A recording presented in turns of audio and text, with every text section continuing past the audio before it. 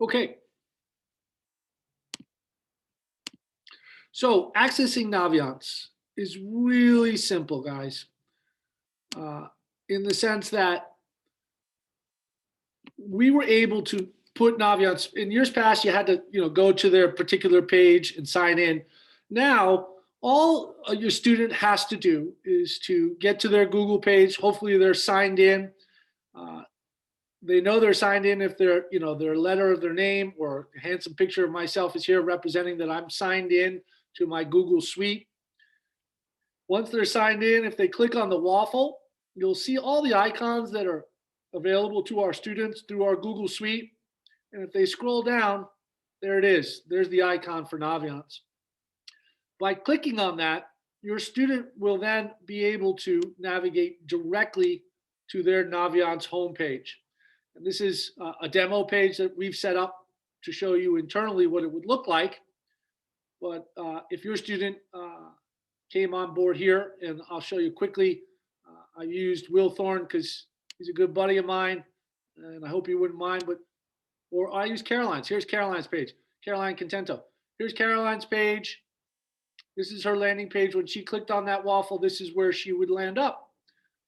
You'd see some categories here up to the top right-hand side. You'd see a nice welcome message.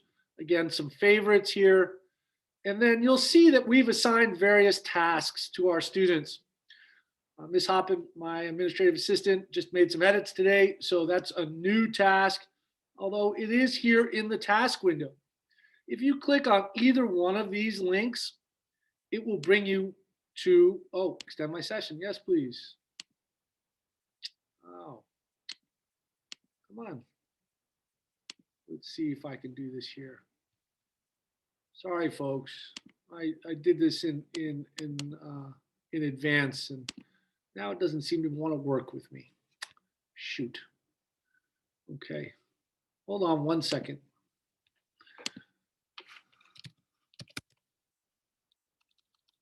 I have to refresh.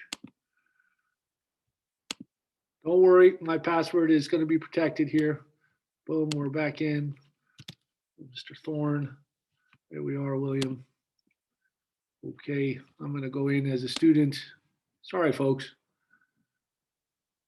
So again, we're on Will's page. Here are those links. When we click on that, it brings us to our white folder one sheet. You can see some activity that Will has done recently, a description, and then our packet here is the white folder packet. The first thing I want you to look at is the letter. Okay, and this was in your folder. This is on the right-hand side of the folder. This is a letter from Angie Carlson, our registrar, does a heck of a job, just explaining our meeting tonight and the basic premise of the different sections of our white folder here.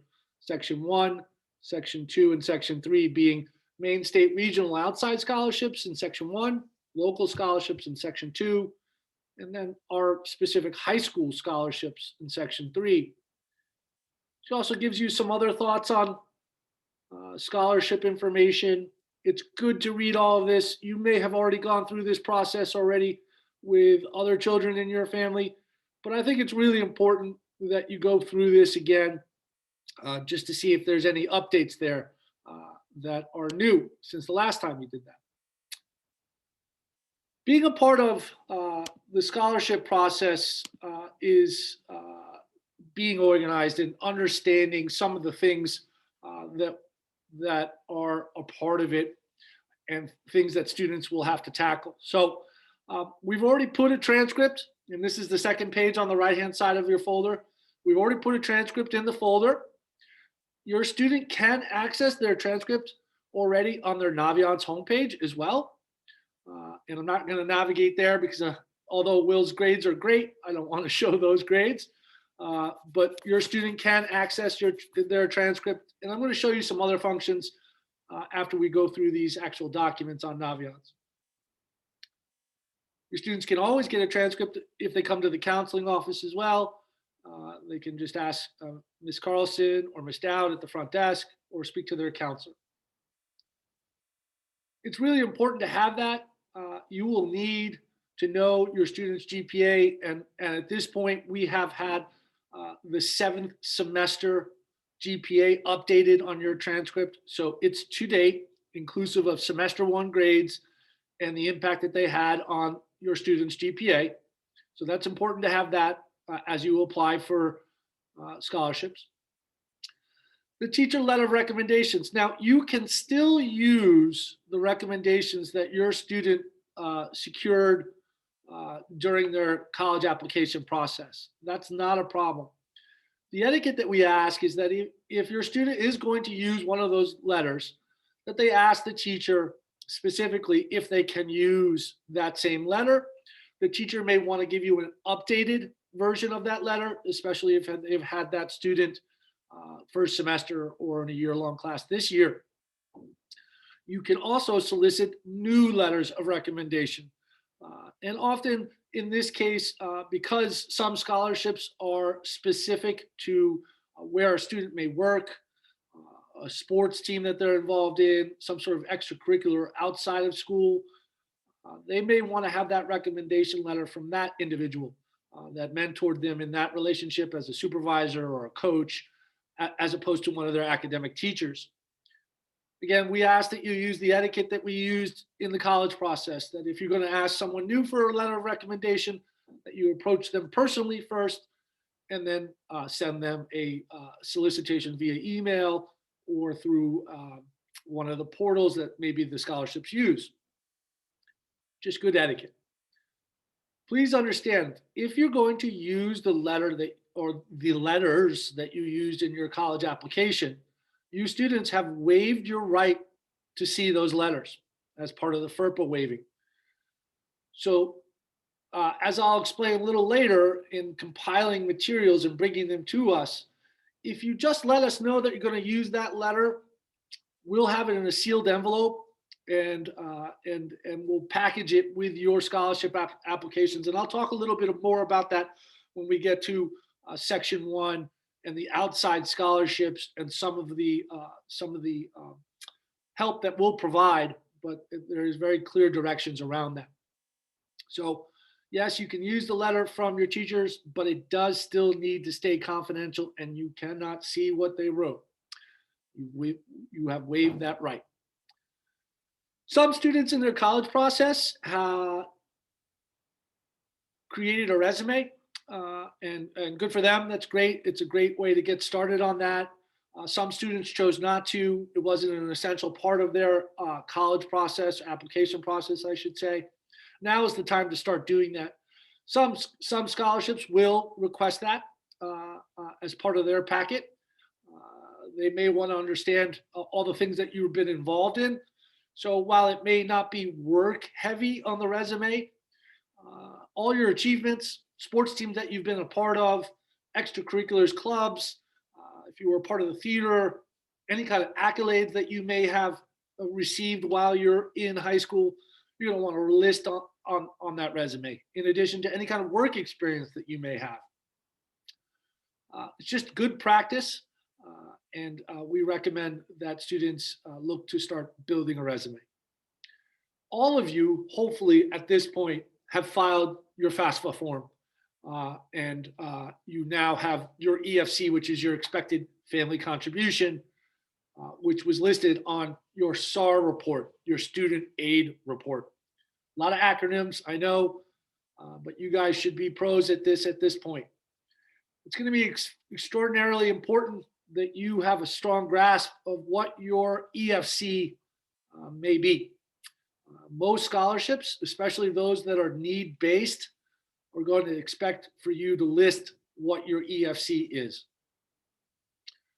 Some scholarships do have cutoffs, so please make sure if you're applying for a need-based scholarship that you are aware of their cutoff.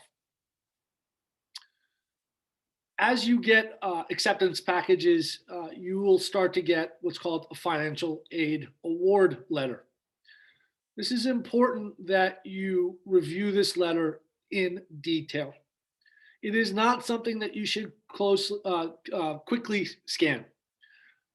Colleges do a very good job of listing all the money that you may be able to access, what they do not do is differentiate sections of that award letter that are loans. So as you go through that award letter, please read it with a careful eye. Take your time with it. If you do have questions, you can always bring that financial aid award letter into us. And as Maria may talk about a little later, FAME has some great services around helping folks understand their financial aid award letter and what monies they have actually received and what monies are actually solicitations for loans that the school thinks that you should take. I just put a shameless plug in the chat for our upcoming session on that very thing. So there we go. There you go. Good job, Maria.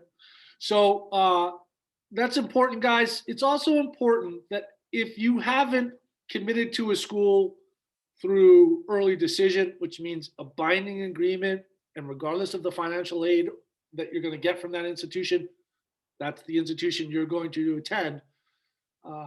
If you have applied to a school through early admission or regular admission, you may have multiple letters from multiple schools that you've gotten into that you're going to want to put side by side and look at. It's the cost comparison. This is really the part where you, as an educated consumer, really need to pay attention to the fine print and what schools have given you. Now, you may make a decision based on the school's fit for your child, that school, even though they gave you less aid, is the school that your child will attend. But give yourself that opportunity to shop packages. Also understand that some schools, not all, will accept or will allow you to appeal your financial aid award. And a little bit of leverage that you can use in that appeal is that you've received multiple acceptances and that other schools are giving you more money.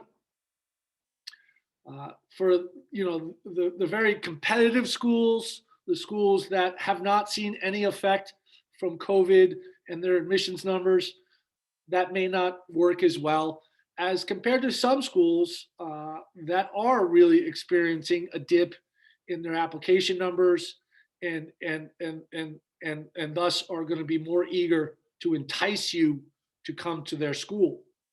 So be a smart consumer and try to get as much money out of them as you can before they get every dime they can get from you.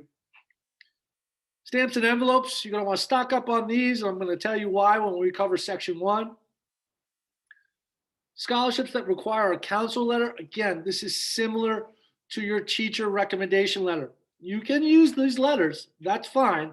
We would ask that you just please come speak to your counselor, ask if it's all right that you use that letter. Again, they may want to modify the letter based on things that have occurred since, things that they want to include that, again, bolster your profile or maybe fine tune that recommendation to a particular scholarship because it's a really finite scholarship. It's specific to a certain field or a certain major, and the counselor may want to fine tune that letter so it fits that application.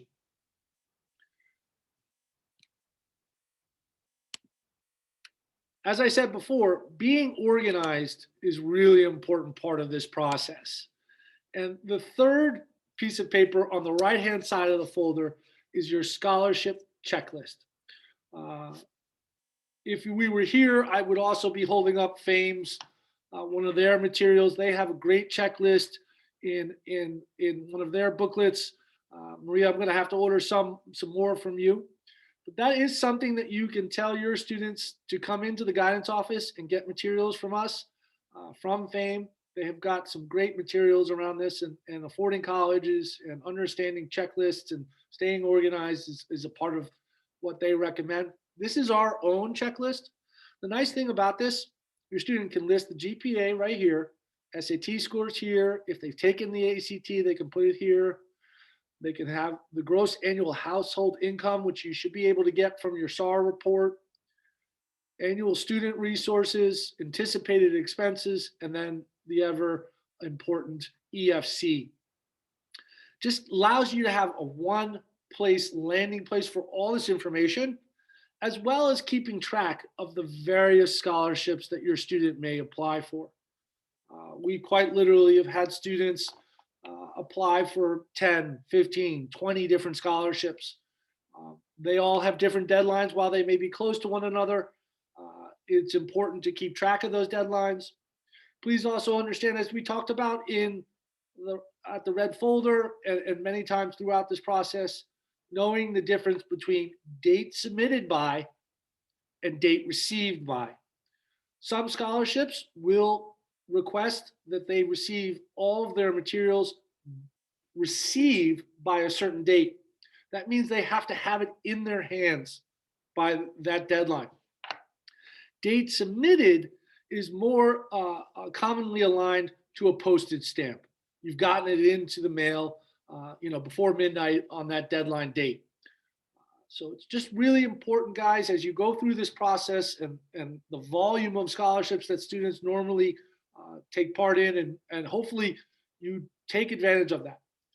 There is a tremendous amount of money out there that students can access, and maybe Maria will touch upon this, but so much of that money goes unclaimed. So apply for every single scholarship that you can, and hopefully we've made the process easy enough that you can do this and do it in multiple ways. So that's the checklist. So now I want to break down the different sections of types, I should say, types of scholarships that we offer. Okay. So section 1 in the white folder is the blue sheet on the left-hand side of your white folder. The very top of it, it says section 1, outside scholarships. These are all PDF documents, so when you click on it, you have to download them. But this is what it looks like in white paper. You'll see at the top, there are basic instructions. Okay. The scholarships listed below are overseen and offered by organizations other than Camden Hills Regional High School. It means that we have nothing to do with these scholarships. These are all outside of our building. Links on Naviance will be updated with current applications as they become available. Please be sure to follow directions and the due dates on the outside of the scholarship applications. And as you scroll down, there's again some more information that we want you to be aware of. And you'll start to see all the scholarships that are listed, plus the website and the deadline, in addition to the criteria of that particular scholarship. It's a pretty voluminous list, so I want to make sure you're aware of that.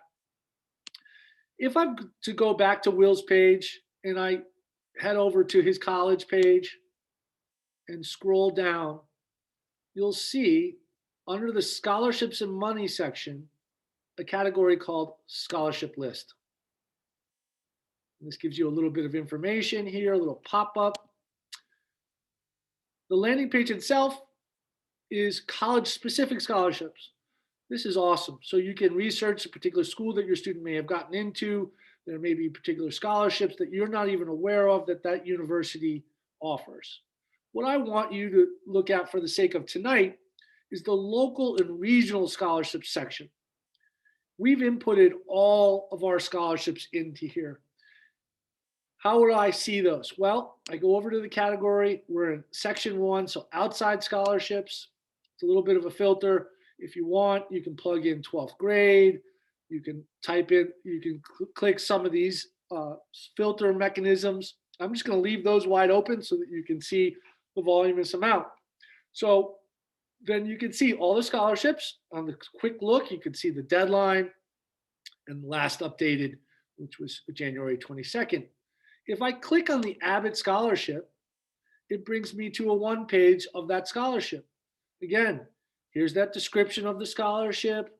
It tells us it's an outside scholarship, when the deadline is, a minimum GPA that's required, no essay, no service requirement, and it's only eligible for students that are in grade 12. What's also really convenient about this is that right there, that link brings you right to the scholarship page. Just makes it so much easier to check out all of these nationally based or outside scholarships and find the scholarships that make sense for you as a student. We want to make sure that you understand there are so many opportunities. If you just go down this list, it's just ongoing and ongoing and ongoing. Okay. So that's section 1. What I want you to also understand with regards to section 1, and I'm going to navigate back out of this. I'm going to go back here to Will's homepage, go back to the white folder, and bring up the outside scholarship. Is that if you're going to do these outside scholarships, we want to help. We understand that you may be mailing many of these. Some of them may be digitally submittable, but you may need to mail these. And these may include official transcripts or recommendations, both of which need to be in sealed envelopes. If this is true for your student, we would be helpful, more than willing to be the conduit to get these into the mail. So if your student brings in all the materials for these particular scholarships, let's say your student's applying for the Abbott Scholarship and it requires certain documentation, the essay, a recommendation, let's just say we're extrapolating here. You bring all those materials in, inclusive of an envelope with a stamp on it and pre-addressed. We will then stick in the official transcript and the sealed confidential recommendation, and we'll mail it for you. For these outside scholarships, you need to do that for every single scholarship. There isn't one general application. These are individual scholarships. So if a student was going to apply to the Abbott Scholarship, the AGC Scholarship, the Alpha One, you would need to bring in the materials specific to those scholarships and 3 different envelopes with pre-addressed and stamped. And we will stick in the transcript and the recommendations. It's our pleasure to help, but you do need to meet us halfway in terms of making sure that students show up with envelopes that are pre-addressed and stamped. So that is section 1 of the scholarship section. If we go to section 2, this is where we're going to start to use our CHRHS application. The following scholarships use the CHRHS class of 2021 application and are due here at the high school counseling office before April 1st. I'm not going to go on and read the rest of this, but you'll see there are specific directions and Angie Carlson's contact information should you have questions in the process of filling these out. Again, it's an extensive list of scholarships that our students are eligible to apply for. And again, in the paper form, which is section 2, which is that, I guess it's the vanilla or manila colored form, you'll see a list of all these scholarships and the criteria that are based in these scholarships. I want to navigate back again to Will's page. Go back to his colleges, click on colleges, his homepage, down the scholarship list, go to the local, click on scholarship 2. Here we are, okay? And again, here are the lists of all the scholarships that are contained in the local scholarship category in section 2. We have our deadline. We have when it was last updated. And if we click on this, it'll bring us again to another one sheet that will give us the qualifications, the description, the deadline. Essay is required, no service in grade 12. What we've also done is embedded the link for the CHRHS application within this. A couple of years back, Angie Carlson made this a fillable PDF. This makes it really easy for folks to type in their information and then print out multiple versions of this. Why? Because you will need to fill out a single version of this application for every single one of these scholarships in section 2. Okay? You need to fill this application out and do that. All right? It lets us know all the information because then we send all these applications and your materials to these outside organizations because again, while these are our local scholarships, they're not in the building scholarships, meaning that they're not scholarships that our scholarship committee reviews. They are outside organizations that then we give the application to. You do not need to put these in a pre-addressed envelope. However, you do need to hand these in at the college, at our office, to either Ms. Dowd, Ms. Hoppin, or Ms. Carlson. Again, you must fill out this application for every single one of the scholarships that you apply for in section 2. And that's why we made it a PDF. So you can fill it out once and then change the name of the scholarship that you're applying for. I believe it's right down here at the bottom, the name of the CHRH scholarship that I'm applying for, and then print out multiple copies, or leave that blank and print out multiple copies and fill it in by hand. Tried to make this as easy as possible for everyone so that they can complete as many of these as they can. Again, that's the one page of that scholarship. You can, again, use these filters, which is great. Here's Will Thorne's landing page, clicking on the folder again. And we did put the application here as a part of all the list of the documents as part of this process, okay? Looks like Will's downloading as we speak. Good on him. He's a diligent young man. Really like that guy. He's a heck of a football player too, just FYI.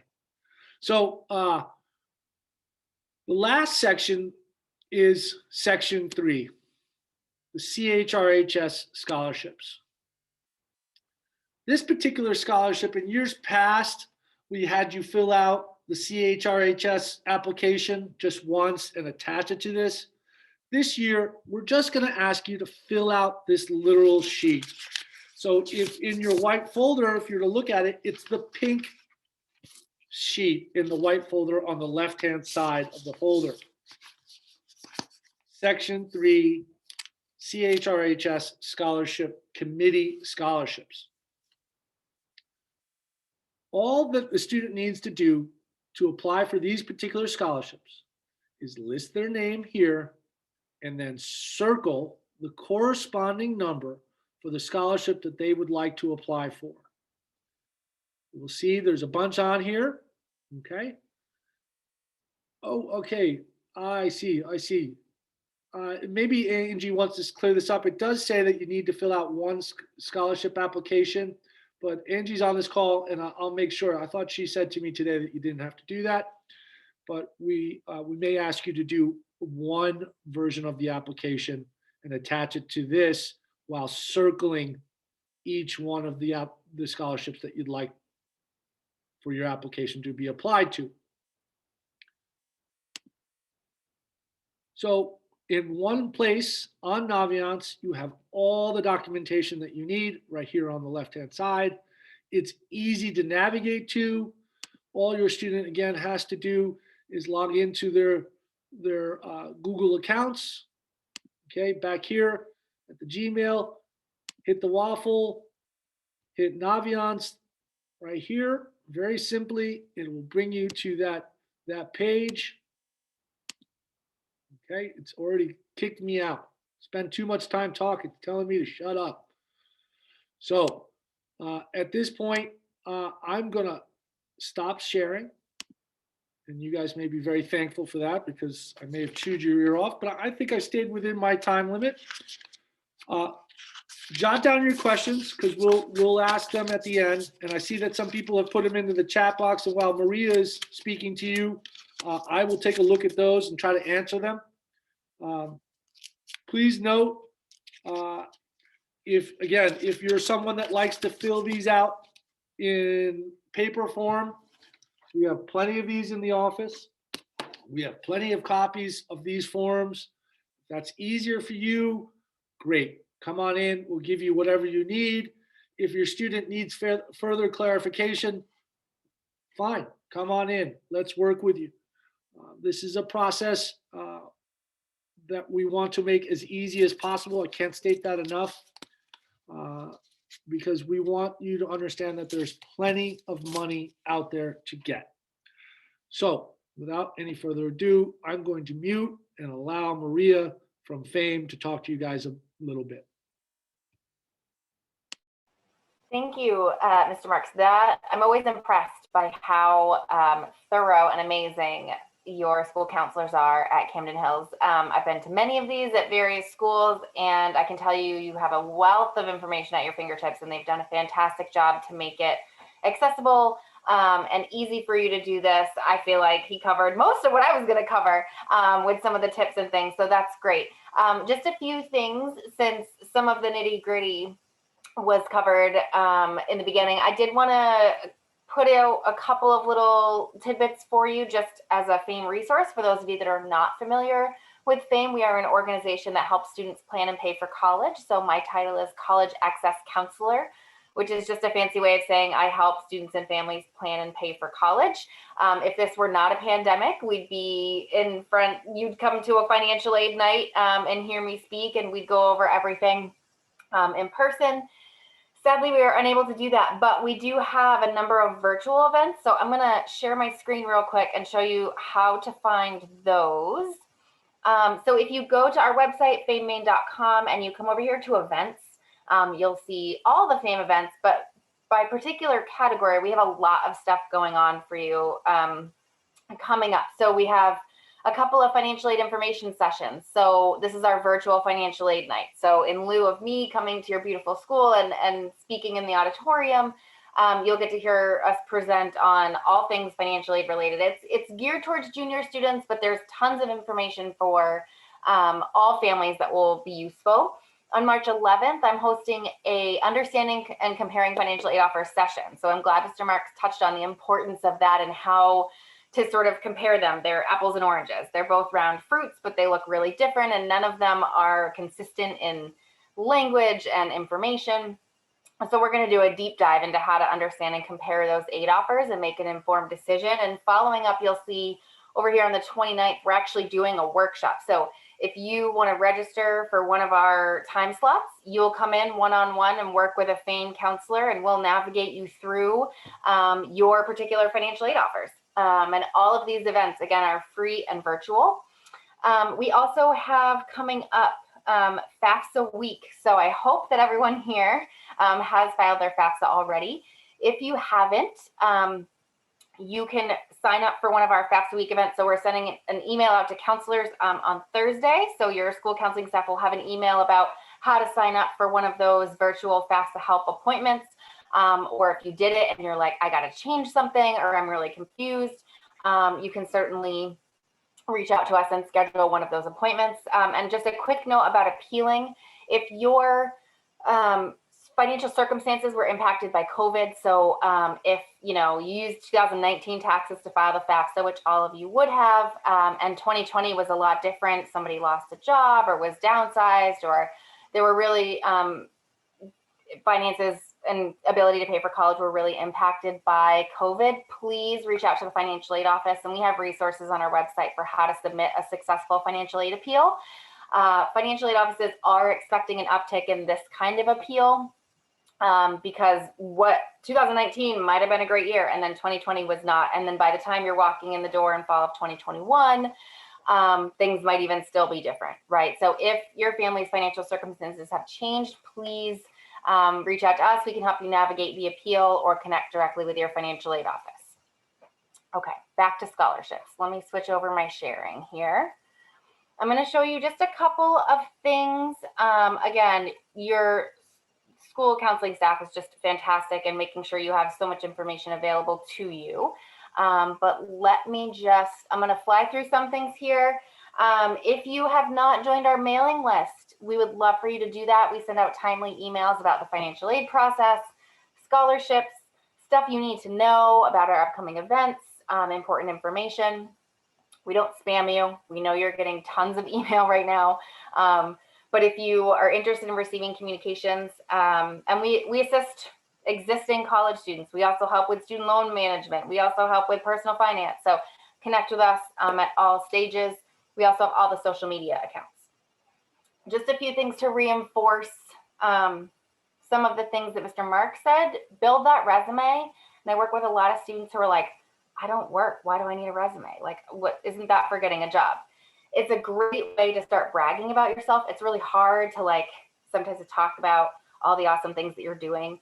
And to kind of have it like if you had to rattle them off, it's really tough. But if you sit down and build that resume, okay, I'm in this club, I'm the captain of this sport, I volunteered for this particular organization. It gives you a skeleton to start with when you are doing that job search process. But it's just another way for scholarship committees to know a little bit about you. I also suggest making a plan. So we are officially in March, which means spring is around the corner, even though it doesn't feel like it today. Now is the time to be doing this. Make a plan, be dedicated about it, get into Naviance, build that list, do the filtering. If you're an Excel nerd like me, put it in a spreadsheet. Don't think of it as an afterthought. So actually build it into your schedule, right? 7 to 2, school, 2 to 4, practice, 4:30 to 7, look for scholarships, right? Like put it as part of your schedule, make the time to do it. That's really going to make it feel like less of an afterthought for you. Use free searches. You have tons of resources all gathered in one place for you. So here I would just say, please, please, please don't pay for this service. So there are a lot of companies out there that are like the orbits of scholarships, right? So they'll try to curate a list for you and they'll charge you a fee, or they'll say, here's this monthly fee and we'll find scholarships for you. Don't pay for that. We can assist you for free. Obviously, you have tons of free resources right through your school. This is just a smattering of some of ours. We recommend starting at our website. We have the Maine Scholarship Search. So we have listed local Maine-based scholarships, as well as some of these other sites you'll see listed that we know are nationally reputable sites that have been vetted and aren't going to spam you or charge anything. So there's a little, you'll see the little drop down. You can also filter our list. Once you get to our website, you can just click on Maine Scholarship Search. It's really easy to find. Make sure to check with your employers. That's true for students and for parents. So parents, your workplace might offer some kind of benefit for your dependents to go to college. Or those of you students that are working part-time, McDonald's, Starbucks, Walmart, Hannaford, Home Depot. I mean, the list goes on of schools of jobs rather that offer tuition assistance. So make sure you ask about that. Any of all your military families, make sure you're finding the military benefits coordinator at the colleges to work out what you might be eligible for there and take advantage of those. The majority of military benefits available don't impact like federal financial aid you might be eligible for. So it's a really good way to take advantage of some money that you don't have to pay back. And Google it. And that leads me to social media, especially. When I was looking for schools and looking for scholarships, social media did not exist in the way that it does now. And there's a lot of great groups for searching for scholarships, and somebody says, hey, I found this one, and you can really use that to your advantage. I also learned that Pinterest has scholarships, which is a thing I discovered quite by accident while I was looking for a recipe one night. And they have some really cool like by month. So even through the summer, like scholarships in July, scholarships due in August. So take some time to utilize the social media that you all are on all the time and use it. You know, we're all scrolling through our phones, use it as a way to find some scholarship sites. Again, be organized, gather all your documentation in one place. You know, they've made that fillable PDF for that part of your scholarships, which is incredible. But if you do need to write an essay, write one really great essay and reuse it and tweak it for whatever you need. So you can't do that in class because that's technically plagiarism, but you can do that for scholarships. So write one, this is why I want to go to school. This is the thing that really impacted me. Some kind of general statement of purpose about why you are pursuing education after high school, and then tweak it to fit whatever prompt they want you to write. That's going to save you a lot of time. And I would start that now and have someone you trust proofread and help you write that. Better yet, have a really excited grandparent write it for you. They love to brag about you, and then you can just tweak and put it in your own words. But be organized about this, know what is due when, and that way it's either just pushing the button to submit digitally or dropping things in the mail. make sure that you seek help with this. So clearly your school counseling office has done a fantastic job. Maybe it's a teacher or a coach, a mentor, a parent. You know, I cannot stress proofreading enough as someone who sits on a number of scholarship committees. It's really unfortunate when an application is incomplete. So I have one that there's very limited funding, and if the application is missing something, it goes to the bottom of the pile. It's a quick feed for us. Same thing with, you know, grammar, spelling, all of that. Make sure you have a trusted individual proofread the application, the essay, anything related. Know who the audience is. So when you're thinking about, especially ones where you have to write something, think about if your audience is knowledgeable or teachable. So are you trying to prove to them, in a sense, that you're knowledgeable about a particular topic? Or are you teaching them something about yourself or something about who you are and what you want to do? So think about some of those when you're reading the criteria. Okay, do I have to teach them about me or why I fit this particular criteria? Or if it's, let's say, a STEM scholarship and you are interested in studying engineering and you basically need to be like, this is what I know about engineering, this is what I love, here's why I'm a great fit for this. Your readers are a knowledgeable audience. So kind of keep that in mind. And if you need help with that designation, certainly ask your school counselor, ask a teacher, ask us. But that's really going to help with a successful scholarship application, especially if the readers have to read a lot of essays. Remember that every free dollar is a good dollar. So it feels time consuming. It can be, but I promise you that it is worth it. The last statistic I saw was $350,000 a year goes unclaimed in scholarship money because people don't do the work. It doesn't magically happen. There is money out there. Some of this takes work. So there are like sweepstakes scholarships and the national ones where all you have to do is put in your name and Soch. That's like trying to win the lottery because millions of people do it. It's not a lot of work. Put in the time. You'll get the rewards, and every dollar that you borrow is one less dollar that you have to pay back with interest if you borrow it, right? So just keep that in mind. $250 here, $500 there, $700 there is really going to add up over time. Also file that FAFSA and make sure that you're, writing thank you letters, finding out if they're renewable, keeping those grades up. And I can't stress enough, don't let this be the only time you do this. Scholarships are available throughout the entirety of your college process. So I got a $7,000 scholarship as a junior in college. You have to keep going through this process, and they usually get bigger once you become an upperclassman, more competitive, but larger awards. So build this habit. Fall is financial aid season. Get that FAFSA done October, November, December. Start building that scholarship list, reapplying for the renewable ones, and finding new ones. And I'm going to hang because I like to hear Jay's Mitchell spiel, and I'll also be available for questions. And I'm going to throw that events page link directly in the chat for you all. I hope to see some of you at our next events. Thanks. Thanks so much, Maria. Really appreciate it. I can't emphasize enough what a wonderful resource FAME is. I recommend them highly for any questions you may have. Maria is she doesn't know it, but I send her email to everyone, her contact information, and she probably gets a lot more emails because of me, but she is a great resource. So please take advantage of that. So I'm going to let Jay take over now and talk, Jay McIntyre from the Worthington Foundation. He's the program director over there, and let him talk a little bit about some of the changes with the Worthington Scholarship. And then at the end, there's quite a number of questions in the chat box. I don't want to lose track of those, but I'm going to go through those at the end after Jay speaks about the Worthington Scholarship. So thanks, Jay. Thank you, Mr. Marks. And I have to plead guilty as well to sending a lot of people Maria's way. I do it to her also. I like it. It keeps me busy. As Mr. Marks mentioned, my name is Jay McIntyre. I work with the Worthington Scholarship Foundation. We provide scholarships to graduates of only certain high schools in Maine that are attending certain colleges in Maine.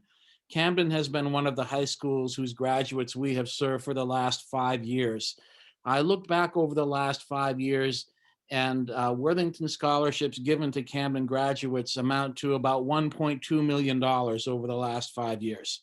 And so, as Mr. Marks said, there's a lot of money out there. There really is. Our scholarships are renewable scholarships.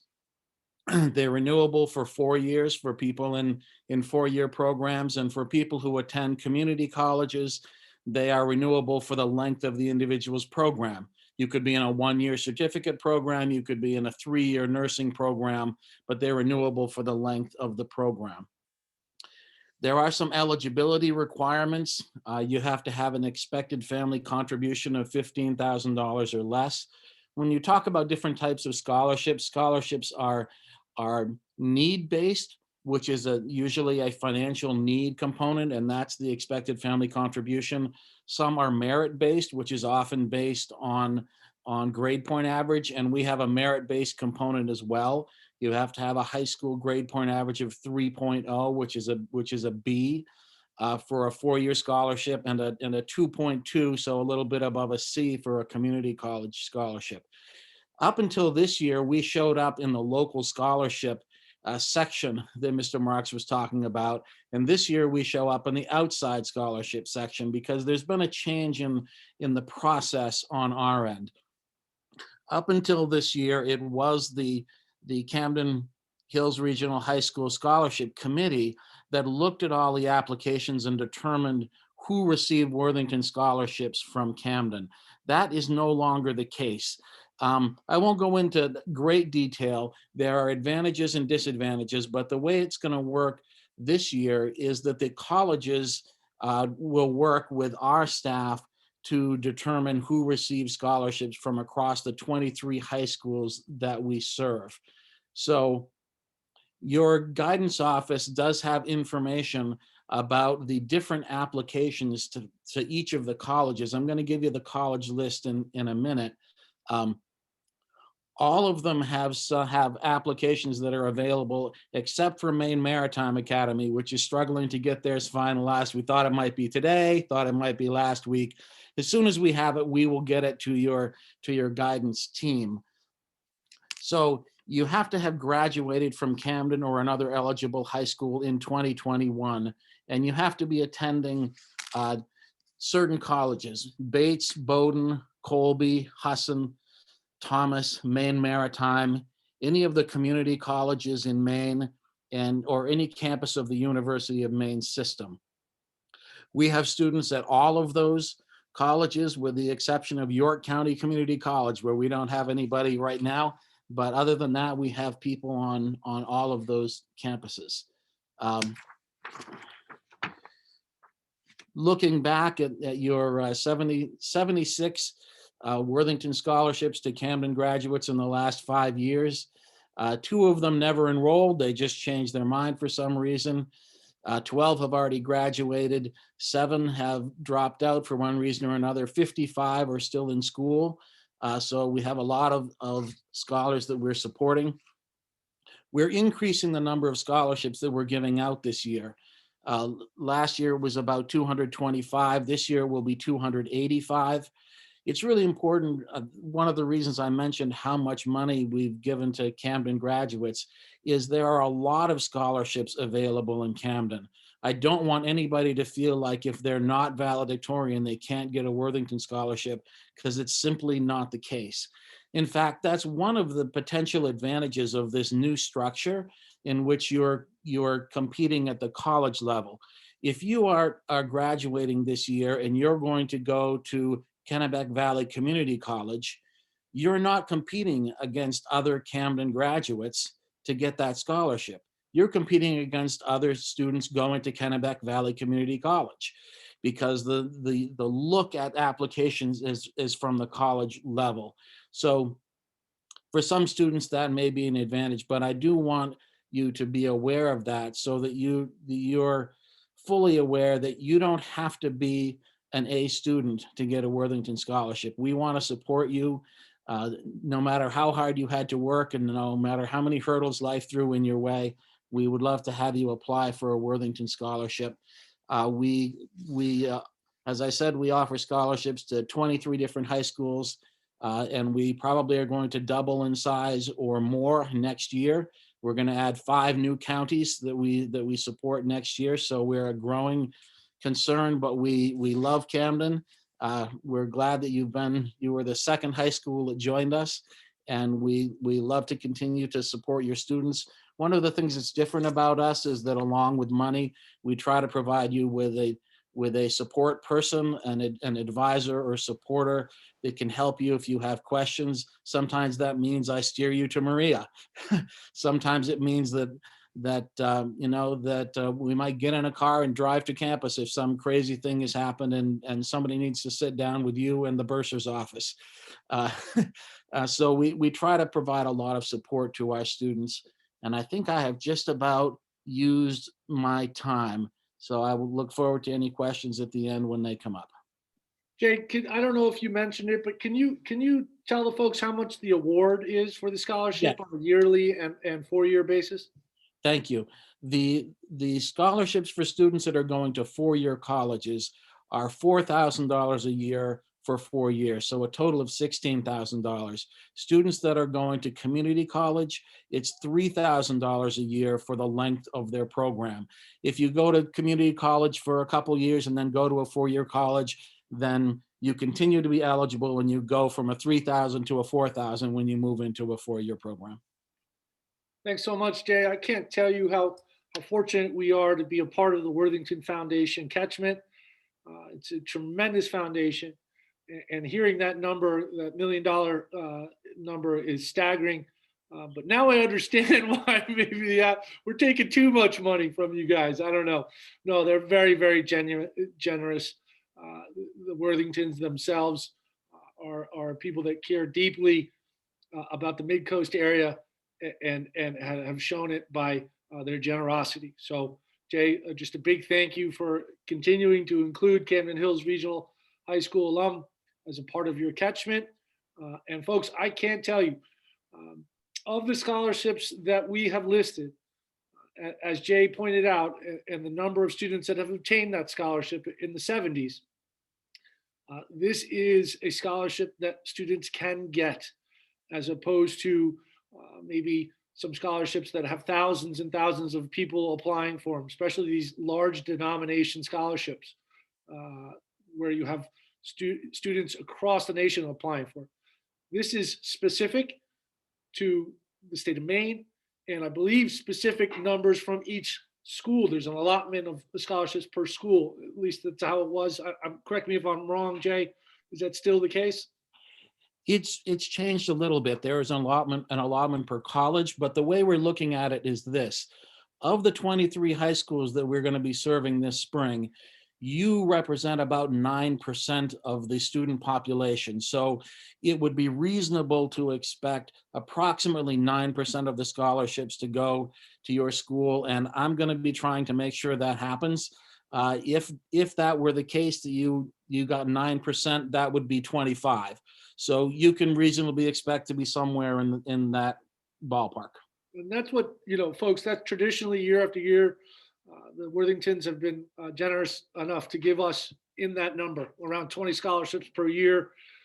So please, if you're going to a state college in the state of Maine, one that Jay listed, apply for the Worthington through the particular colleges. Come up to us. We can give you that information on how to apply, but it's a well worth your effort.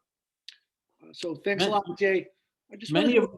Many of the colleges, actually, I'll just run through it. The University of Maine System and Husson and Maine Maritime are going to actually send the application out to applicable students. So if they see that you graduated from Camden and you meet the EFC and the grade point average requirements, they're going to send you the application. Not all of the schools is that the case. Some of them you have to go to get the application, but we're trying to encourage them to screen it internally and push those applications out. So quick questions that are coming up in the chat box. There was a question, what is Naviance? I hope I've given you a little bit of a preview to it, but it's a platform that allows our students to interact with various aspects of post-secondary planning. We are now just starting our junior visits. So you junior families Your counselors will be reviewing this platform with your students in their junior interview. This is a platform that has been around. We haven't used it as much, and we are now kicking into hyperspeed with the use of this platform because we think it's amazing. We hosted all of our virtual college visits this fall through Naviance. We're able to do so much more with this platform. So start exploring it. Some folks have asked, why doesn't my student see the white folder task? Well, if they're a junior, they're not going to see that because the white folder is specifically for seniors. I invited junior parents and junior students to be a part of this meeting because I know you're a bunch of go-getters, and having this information ahead of time is always a good idea. So I just wanted you to get your appetite a little bit wet, understand our process so that when you get into it, you kind of already have that knowledge. It's important to understand mitigating stress through this process is really important, and knowledge gives you that comfort. So knowing that this meeting is coming up in your senior year after you've started to get some college acceptances is a nice way to mitigate against those stress levels. So if your student's a junior, they wouldn't see that. Every senior should see that white folder on their task menu. Every student in the building has a Naviance account. So we integrate it usually as part of our homeroom curriculum. Homeroom doesn't exist this year. So we are reliant on students interacting with their counselors in the junior visits. Sophomore visits will follow. We will have sophomores visit Naviance through that visit as well. And I've asked to ensure that every single student makes and has that appointment with their counselor, especially this year. In years past, we've allowed students to have a couple cracks at the apple, and if they miss their meeting consecutively, well, that's something that the student's responsibility. It's part of our core values, personal responsibility. We want students to understand that they then need to schedule that appointment. This year, because of everything we're going through, I've made it mandatory that every single student is found and given their opportunity to meet with their counselor for various reasons. And one of them is the use of Naviance. I'm just going to scroll through these questions a little bit. Maria, you've done a great job on the chat box. Thank you so much. What is conversion cumulative to a point scale? So we don't report our GPA out in a 4.0 scale. However, there are various conversion charts out there. You have to make sure that the conversion chart you're using is a 70 passing chart. We are a 70 passing school. So if you were to look at Princeton Reviews or the College Board conversion chart, that's a 65 passing. And so the conversion's a little askew. We do have an internal conversion that we can give to you if you need that in terms of converting the 0 to 100 GPA to a 4.0. If you can't find a 70 passing scale online, we can definitely help you out with that. Let's see here. Is there any other questions? I think I've answered most in the chat box, but I also want to open it up for folks just to ask in person if they have any questions. So I'll open up the floor. Just give folks a breath of a minute after speaking to ask the follow-up question. So I'm going to open it up and anyone can ask a question.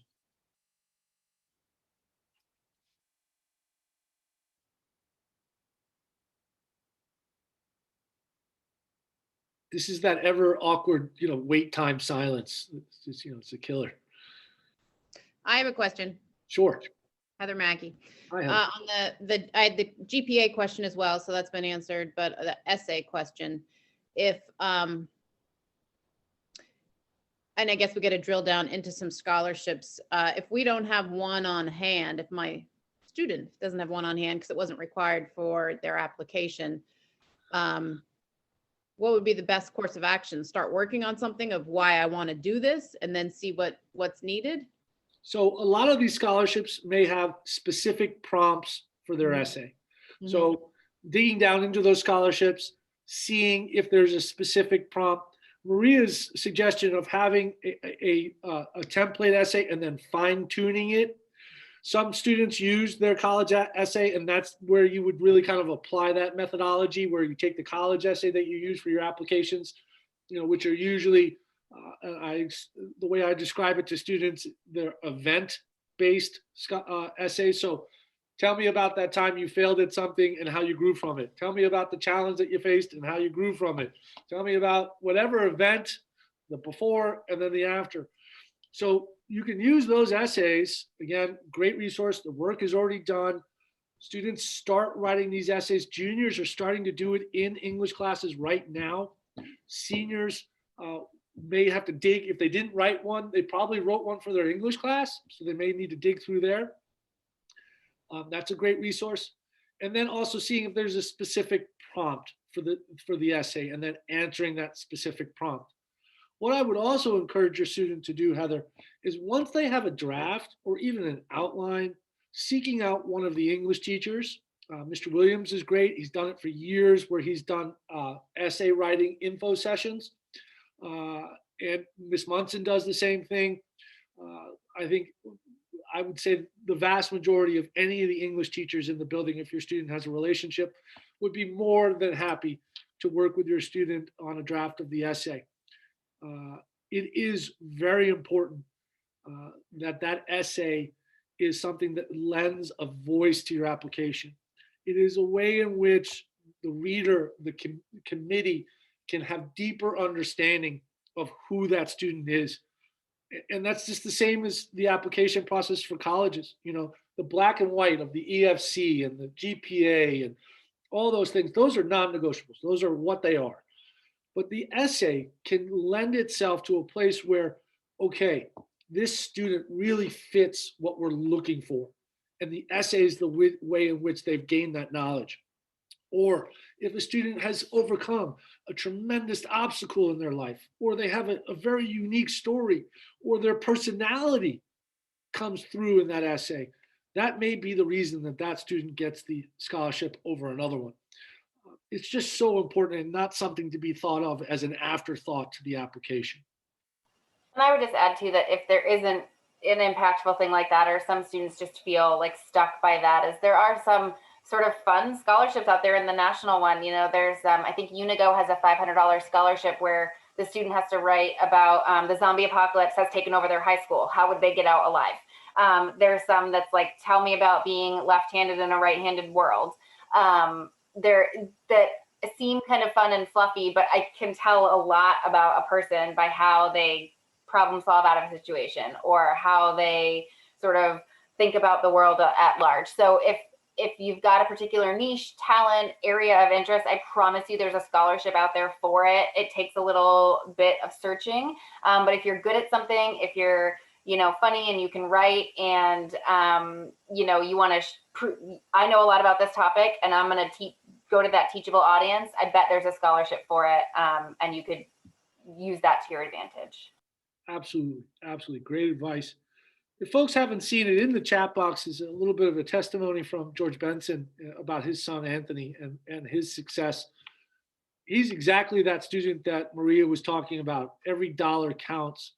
And yes, it seems like a voluminous amount of applications that Anthony put forward last year.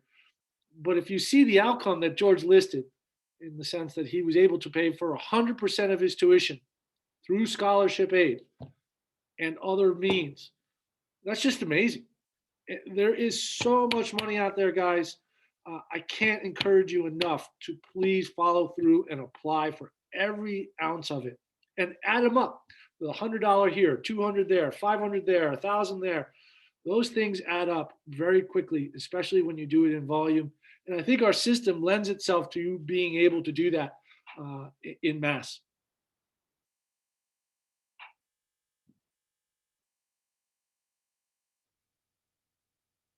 Okay, George just let me know, 100% from scholarships. Great, that's awesome. Maria just answered a question around student loan interest. That's something, folks, that really, student loans sometimes are inevitable. And sometimes students are making choices about fit that does have a financial outcome that is, somewhat burdensome initially. but your students should look at this as an investment. And, in years past, we've had Chris Cortez come and talk to us. He'll probably be back next year. I like to change up the speakers, but he always talks about understanding the debt ratio to investment so that your student understands, okay, aspirationally, I'm looking at a career that allows me to make a certain amount of money as I get out of college. So I can accrue a certain amount of debt within a range based on that salary scale that I can then pay back that debt over time because my salary scale is incorporative of that. So, he's always making fun of me because, teachers are forever in debt. And this is true. We are forever in debt, but it's a part of what we do. And we've accepted that as a part of our choices in life. I have multiple degrees. I was very fortunate to have a scholarship, athletic scholarship for my bachelor's degree, but both of my master's degrees had to come out of my own pocket. And, some of that was loans, some of that was working while in school.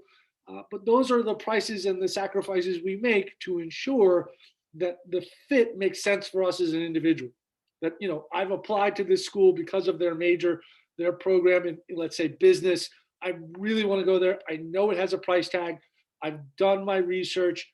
I understand that I may carry some debt for a little while, but it's worth it to me. Whereas other students may say, you know what, I can get that same education, maybe in a 2+2 model that allows me to mitigate cost. I have the Worthington, I have Pell, I have TAP, I have some scholarships, and I come out the back end at the 4 years through a 2+2 with zero debt. And students do that too, because that's an objective of theirs. They do not want to have the debt when they get out of school. They don't want to be burdened by that. And that's fine. It is idiosyncratic to the family and the student. Please, please, please make that decision based on your needs and your values and decision matrix than necessarily, what's avant-garde or what's, trending right now or what their friends may be doing. It's such an important decision. And I wouldn't want you to do it because someone else told you to do it. You're doing these things because it's what you want to do. Let's see here. If we have some more here. Okay. Yeah. Same as and that's another thing to talk about too, is most schools have a net cost calculator on their sites. Okay. And if you go to their financial aid site, or page within their site, they'll have that net cost calculator on there. Maria, if you want to talk a little bit about that, I know that you talk about that. You did talk about that in our financial aid last spring, but could you let folks know about that net price calculator? Yeah, I'm glad you mentioned it because I was going to pop in anyway with that. So keep in mind that when you go to a college's website and you look at the tuition and fees and you stutter in shock at some of the price tags, that is your sticker price. Very few people actually pay the full sticker price. So you get things like merit money off the top, you're getting financial aid, you're getting all of these wonderful scholarships. What you need to drill down into is what is your net price? What is that out-of-pocket bill at the school going to look like? And actually, all colleges are required to have a net price calculator. So if they participate in the federal student aid programs, which is like Pell Grant, federal student loans, they are required to have a net price calculator. So the easiest way to find that is to go to the college's website and just type net price calculator in the search bar. It'll be the first result that pops up. You'll put in some demographic information, some academics, so GPA, class ranking, they're all a little bit different. And it will kind of spit out what 1 year at that college might look like bottom line. It's usually an estimate. It's usually based on some prior year costs, because they haven't determined the budget for upcoming years yet. But it gives you a starting point to sort of say, okay, this is what we would be looking at for financial aid. This is what we'd be looking at for any kind of merit. What does that bottom line look like on the bill? So I do encourage looking at that and kind of having a conversation as a family. Like, if the net price is X, it's out of our reach. And unfortunately, we don't live in a world where it doesn't matter what it costs, I'll go. Really thinking about, I always use my boss, Mila, as an example. She has 2 boys and she had the benefit of working in this industry when her kids were looking at colleges and they were like, we can't afford a net price more than this, and just set those expectations right away and have those conversations so that nobody's brokenhearted. But you can find that on every college's website, and then kind of compare and see what's a stretch, what fits, and go from there. So important to understand the financial ramifications. And I'm so excited to hear about all of your students' success stories and schools that they've gotten into. Please know that we're still on the clock with our seniors. So if your senior needs some help and their applications, their scholarship applications, please come in, make an appointment with your counselor. Come see us. We want to help you still. Don't think that just because you've now gotten into a school or you have a plan for life after high school that somehow we're absolved of advising your students. We are still very much involved with your students and want to help. So come in and see us, and we'll try to help you as best we can, or find the resources that make sense. Any more questions?